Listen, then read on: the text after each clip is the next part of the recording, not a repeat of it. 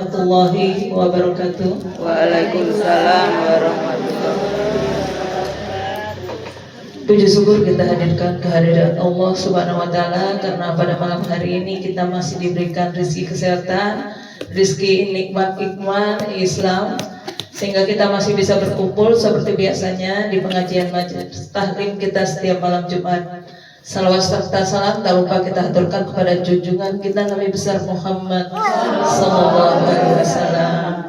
Ibu-ibu, mari kita buka pengajian kita seperti biasanya dengan membaca lafaz basmalah. Bismillahirrahmanirrahim. Sebagai acara selanjutnya yaitu tadarus yang akan dipimpin oleh Ibu Suprapto, kami persilakan.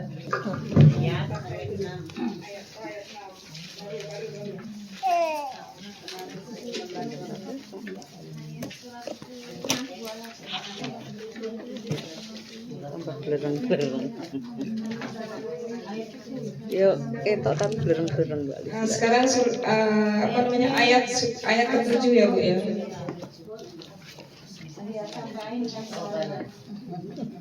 Iya, asal Jadi nggak bawa. sudah ya Bu. Assalamualaikum warahmatullahi wabarakatuh. Mari ibu-ibu kita mulai tadarus. A'udzu billahi minasy syaithanir rajim.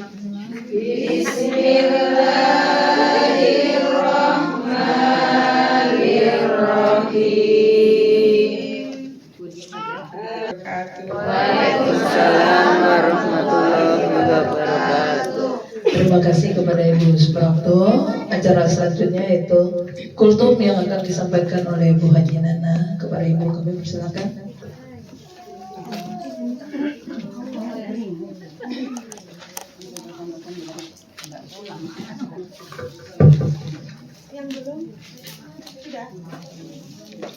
Bismillahirrahmanirrahim. Assalamualaikum warahmatullahi wabarakatuh. Waalaikumsalam warahmatullahi wabarakatuh. Innal hamdalillah nahmaduhu wa nasta'inu wa nastaghfiruh wa na'udzu billahi min shururi anfusina wa min sayyiati a'malina may yahdihillahu fala mudhillalah wa may yudlil fala hadiyalah. Qala Allah ta'ala fil Qur'anil Karim, a'udzu billahi minasy syaithanir rajim. Bismillahirrahmanirrahim. Wa idh qala Luqmanu libnihi wa huwa ya'idhuhu ya bunayya la tusyrik billah. Al-ayat amma ba'd. Yang terhormat tentunya ibu-ibu jamaah Nurul Hidayah RT 105, dan tidak ada yang pantas yang pertama kita ucapkan melainkan kita mari melakukan puji syukur kita kehadiran Allah Subhanahu wa ta'ala yang telah memberikan nikmat sehingga pada malam ini kita dapat berkumpul dalam rangka pengajian mingguan. Mudah-mudahan langkah kita tentunya mendapatkan ridho dari Allah Subhanahu wa ta'ala. Amin ya rabbal alamin.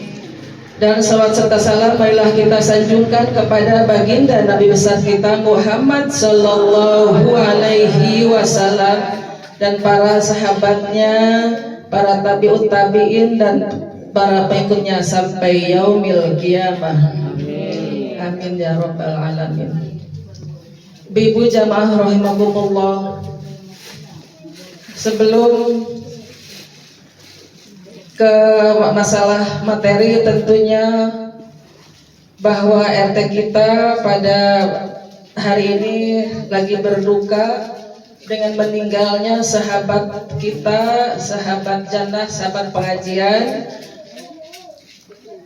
yang tidak disangka-sangka sudah menghadap Allah atau mungkin sudah habis kontraknya, dan itu perlu kita ingat Dan selalu ingat bahwa kematian itu akan menimpa kepada semua orang. Hanya tinggal menunggu kapan waktunya, itu adalah atas takdir Allah. Allah yang menentukan segalanya. Kita doakan mudah-mudahan almarhumah tentunya diterima amalnya dari Allah Subhanahu wa taala. Amin ya rabbal alamin. Ibu-ibu jamaah rahimakumullah, pada kesempatan ini karena ini mendoakan anak-anak Ibu Shodikin, makanya saya ambil temanya masalah waladun soleh, atau masalah artinya anak yang soleh. Anak yang soleh dan solehah tentunya dambaan semua orang tua. Makanya kita sebagai orang tua janganlah merasa lelah mendidik anak kita, memperhatikan anak-anak kita, karena itu merupakan tanggung jawab kita selama hidup di dunia. Kita lihat dulu dalam surat Luqman, surat yang ke-31. Surat Luqman, surat yang ke-31. Sambil dihafal surat yang ke-31 itu ada surat Luqman. Nama Luqman tentunya nggak aneh ya, karena banyak hamba Allah atau makhluk Allah itu namanya Luqman. Kompornya dimatiin belum? Kompor dimatiin belum? Ayat Udah ya? Oh, iya. 12, 13, 12 sampai 19. Tapi kayaknya nggak mungkin karena panjang ayatnya. Nanti ibu-ibu bisa pahami di rumah.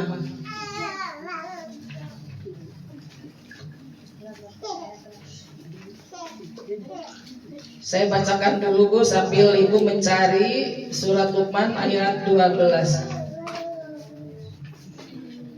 A'udzubillahi minasyaitonirrajim. Walaqad atayna Luqmanal hikmata anishkur lillahi wa may yashkur fa innama yashkuru li nafsihi Allah. wa man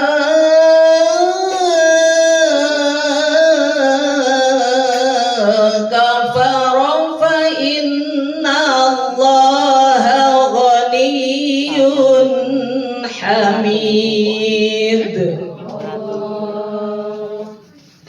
Lihat artinya Bu. Dan sesungguhnya telah kami berikan hikmah kepada Luqman, yaitu bersyukurlah kepada Allah, dan barang siapa yang bersyukur kepada Allah maka dia bersyukur kepada dirinya sendiri, dan barang siapa yang kufur maka sungguhnya Allah Maha terpuji. Jadi Luqman itu adalah sebagai makhluk Allah, hamba Allah, tetapi namanya diabadikan di dalam Al-Quran. Kenapa diabadikan? Karena didikannya itu sesuai dengan konsep-konsep Islam. Maka kita sebagai Muslim harus berpanutan kepada apa-apa yang diajarkan oleh Luqman. Kata Luqman, kata Allah kepada penggambaran kepada Luqman itu bahwa bersyukurlah kepada Allah. Kalau seseorang itu bersyukur, berarti dia bersyukur kepada dirinya sendiri, bahwa dia diciptakan dari Allah, Allah yang telah menciptakan semuanya, Allah yang telah memberikan semuanya. Maka bersyukurlah kepada Allah, berarti kalau dia bersyukur, berarti dia mensyukuri dirinya sendiri. Maka pengertian bersyukur tentunya ini sangat luas sekali. Ya. Allah telah menggambarkan dalam surat Al-Ibrahim, wa in ta'uddu nikmatallahi la tuhsuha. Jika kamu menghitung-hitung nikmatku, maka tidak mungkin akan kamu bisa menghitungnya. Dengan demikian berarti sangat banyaknya lah nikmat-nikmat yang telah Allah berikan kepada manusia. Maka bersyukurlah kepada Allah dimanapun kamu berada dalam waktu apapun. Kalau lagi senggang berarti misalnya ibadahnya lebih banyak. Kalau karena dituntut pekerjaan tentunya disesuaikan sama kemampuan kita. Tapi masih banyak orang-orang yang tidak bersyukur kepada Allah Subhanahu wa taala. Itu yang pertama. Yang keduanya ayat 13 ya. Sambil dilihat artinya. Dan Luqman berkata kepada anaknya. Ya wa qala Luqman libnihi wa huwa ya'idhuhu. Ya bunayya la tusyrik billah. Hai anakku, maka janganlah kamu menyekutukan Allah, karena menyekutukan Allah itu adalah suatu kezaliman yang besar. Itu suatu dosa yang besar itu kalau kita menyekutukan Allah. Menyekutukan berarti menduakan Allah Subhanahu wa taala. Na'udzubillahi min dzalik. Ayat yang ke-14 ya. Apalagi ini nih, penggambaran seorang ibu. Ya. Kalau bisa ya dihafal. Saya bacakan artinya. Wa wasainal insana biwalidayhi hamalat ummuhu wahnan ala wahnin wa fisaluh. Lihat artinya, Bu. Dan kami telah memerintahkan kepada manusia agar berbuat baik kepada kedua orang tuanya. Kenapa? Wahnan ala wahnil. Hamalathu ummuhu, ibumu telah hamil sekian bulan. Lalu apa? Wahnan ala wahnil. Payah, susah dengan begitu susah. Wahnan ala wahni wa fisalu, lemah bertambah lemah. Tapi bagaimana kalau anak yang durhaka? Tidak mungkin akan membayangkan. Sebodoh teuing kalau bahasa Sundanya. Sebodoh teuing itu udah tugasna. Ya, kayak bahasa marahnya begitu. Sebodoh teuing itu udah tugasna. Itu salah jawaban demikian. Itu pengaruh dari didikan orang tua juga. Ya, makanya kita jangan menyerah, didik dari semenjak dini, semenjak kecil. Nih ada ibu muda di sini, ya, ada ibu muda, putri ya ibu muda. Iya ibu muda, makanya ibu masih muda, bukannya ibu kedua, bukan. Ibu muda, ibu masih muda, ya ibunya masih muda, ya. Putri nanti dihayati lagi ayat ini ya, kan banyak waktu ya, dihayati lalu nanti dipraktekkan dalam untuk mendidik anak supaya kita lebih yakin lagi bahwa itu adalah etikanya pelajaran yang digambarkan oleh Islam di dalam Al-Quran. Jadi semenjak dini, kayak ketika bapaknya mau berangkat kerja, diajarin masalah salim, yang kecil-kecil aja, yang sepele-sepele, kayak salim. Kayak mau makan, kita yang ngoceh. Ayo kita makan, sebelum makan kita apa? Baca doa terlebih dahulu. Ayo, kita yang ngoceh, ibunya yang ngoceh, anak kan belum bisa. A'udzubillahi minasyaitonirrajim. Kita ibunya yang ngoceh, enggak apa-apa. Nanti kan dia kan ini merekam.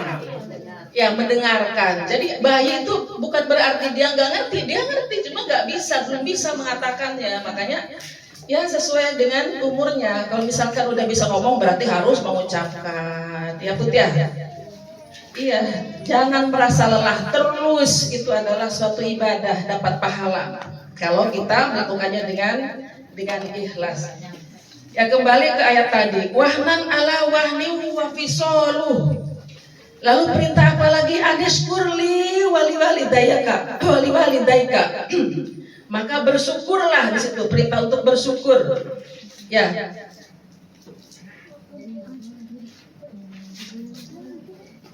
Sampai ilayal masir. Dan kepada kedua orang tuamu hanya kepada akulah, kepada aku hamba kembali, dan kepada akulah kembali. Jadi semua akan kembali kepada Allah Subhanahu wa Ta'ala, seperti apa yang telah dialami oleh keluarga RT 105 ya Bu ya, bahwa kita semua akan kembali kepada Allah Subhanahu wa Ta'ala. Kita tentunya bisa membayangkan segimana luasnya, ya, luasnya segimana kita kembali kepada liang lahat. Berkata, kata Allahnya, Luqman berkata, ya bunaya, ya bunaya, wahai anakku, innaha intaku mithqala habbah min khardalin fatakun fi sakhrah aw fi samawati aw fil ard ya'ti bihallah innallaha latifun khabir. Itu yang ke-16-nya. Ke-17-nya ini yang lebih intinya lagi. Ya bunaya, aqimis sholah wa'mur bil ma'ruf wanha 'anil munkar wasbir 'ala ma asabak inna dzalika min azmil umur. Ini yang jangan menyerah. Seorang ibu jangan menyerah ketika mendidik anak-anaknya supaya dia rajin menegakkan sholat. Kalau anaknya susah sholat, sambil didoakan. Ya, sambil didoakan tiap waktu, jangan tinggal. Kata Allah, wahai anakku, laksanakanlah sholat dan suruhlah manusia berbuat baik atau berbuat ma'ruf, dan cegahlah kepada perbuatan yang mungkar, dan bersabarlah terhadap apa yang telah menimpamu. Sesungguhnya yang demikian itu termasuk perkara yang penting. Nah, ini yang kita harus gelutin Ibu. Kita pelajari bagaimana resepnya kalau ibarat masakan. Mendidik anak-anak kita supaya mau sholat, supaya rajin sholat, supaya mau ke masjid. Ya, terutama anak laki-laki harus ke masjid. Sambil diitik-itik kalau bahasa ininya Bang. Ayo dengan bahasa yang lembut. Ya, bahwa sholatul jamaah afdalu, itu lebih utama nonteng jangkang misalnya, lebih utama, banyak pahalanya. Bisa ba'i wa isrina darajatan, 27 derajat pahalanya bagi orang yang sholat berjamaah. Kalau nggak mau, ya kita sebagai ibu yang mencari bagaimana caranya, nangis kepada Allah, berikan cara yang ampuh ya Allah, supaya saya bisa mendidik anak-anak saya supaya mau ke masjid. Nangislah kepada Allah. Ya, jangan kita enak ngorok, ikut-ikutan ngorok, anak pun ngorok, akhirnya apa? Terjadilah pertengkaran yang hebat. Kita break dulu.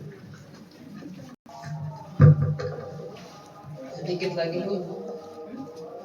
Tadi harus mencari cara ya, mencari cara bagaimana caranya supaya anak kita taat kepada Allah dan Rasulnya.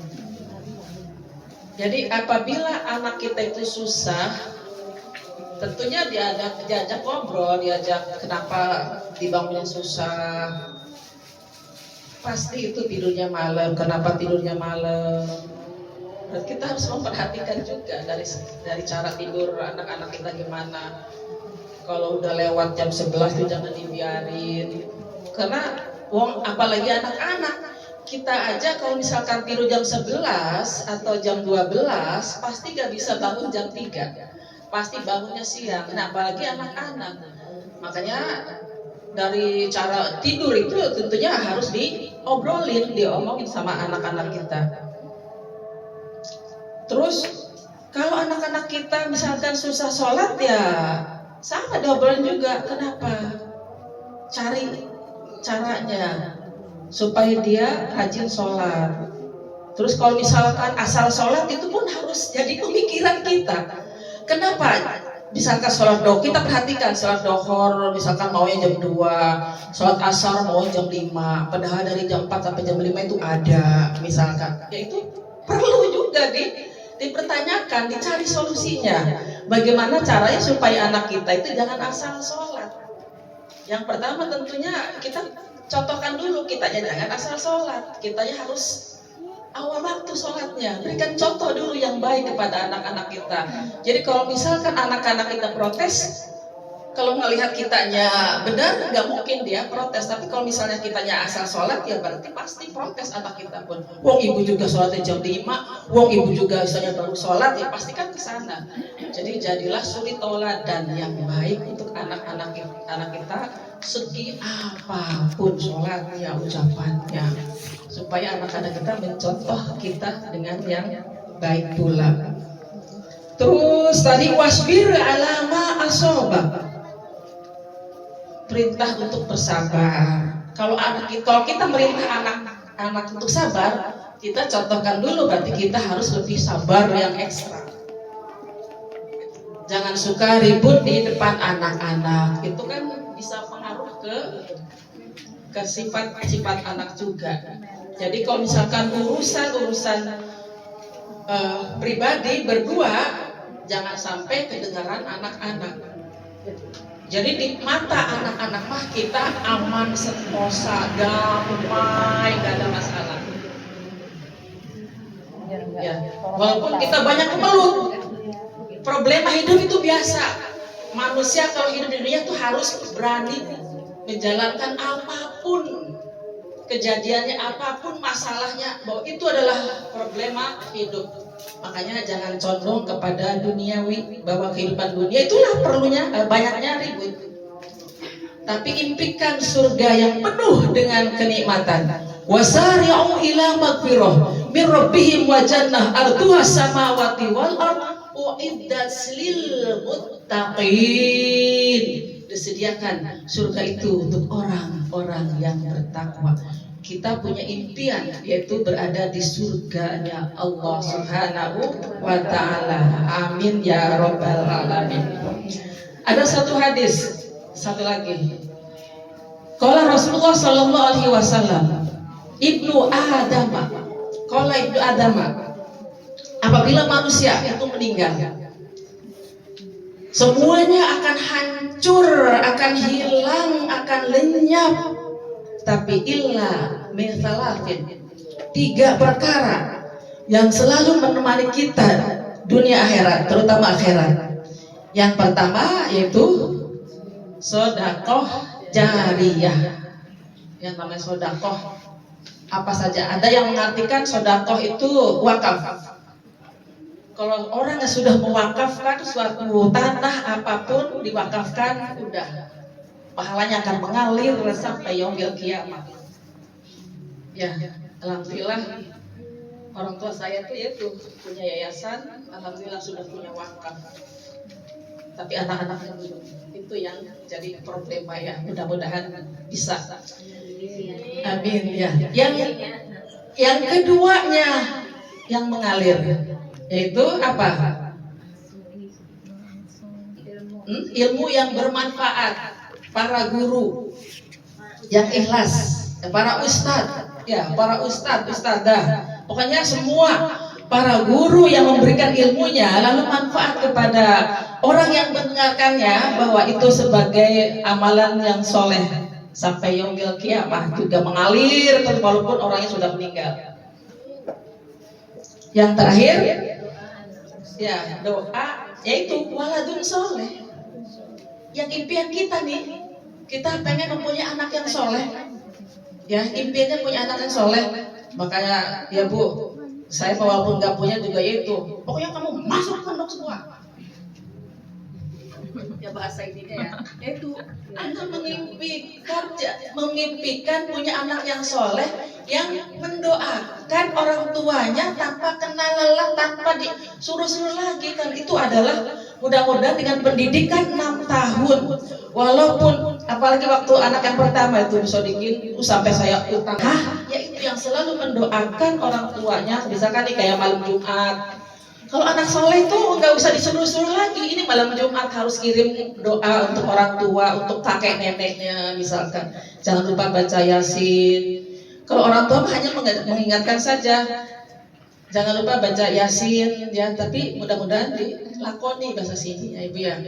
Jadi mudah-mudahan dengan mempunyai anak yang soleh dan solehah, yang selalu mendoakan orang tuanya, yang selalu memberikan kenyamanan, keademan, kedamaian dalam diri ibunya, bapak ibunya ya.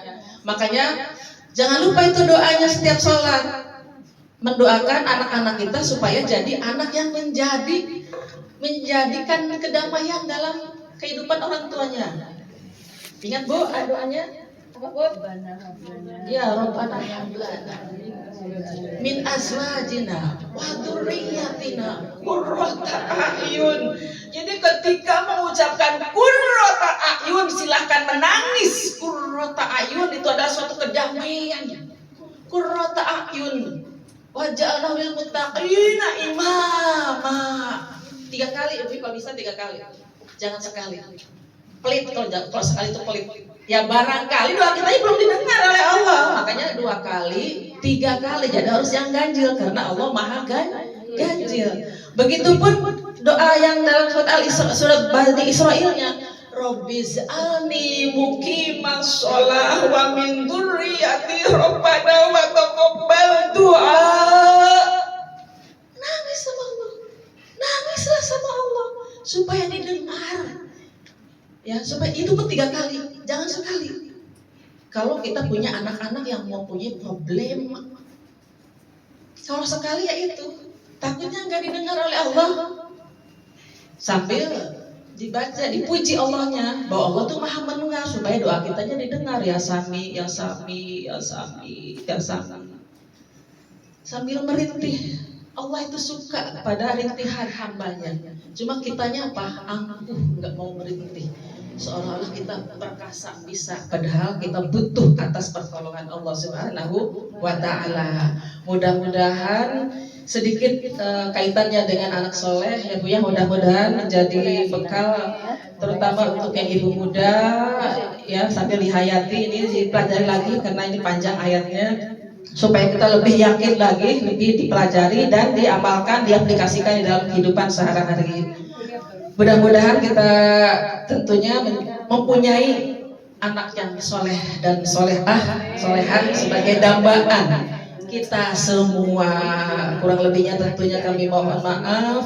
Wassalamualaikum warahmatullahi wabarakatuh.